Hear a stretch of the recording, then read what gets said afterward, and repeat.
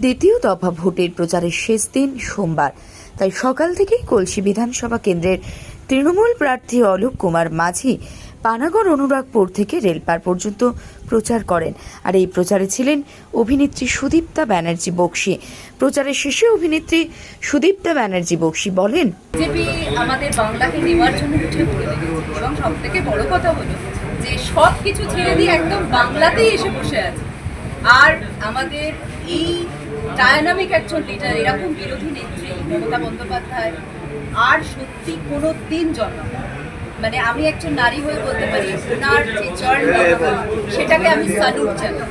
প্রার্থীর অলোক কুমার মাঝি বলেন, সামনে বিধানসভা নির্বাচনে বিপুল ভোটে জয়ী হবেন। 100% যদি বেশি কিছু থাকে তো আমি তো আশাবাদী থাকবো, কারণ যে পরিশ্রম করে সে ফলের আশা করে না, সে শুধু সময়ের আশা করে। ঠিক আছে, সময়টা কখন শেষ হবে, তাই সেই জায়গায় আমাদের তৃণমূল কংগ্রেসের কর্মী সমর্থকরা যেভাবে পরিশ্রম করছে তাতে করে আমরা ওই ফলটা আশা করছি না, শুধু সময়টা কখন শেষ হবে, কখন চাই কোনটা পাবো সেটার জন্য আমরা অপেক্ষা করছি।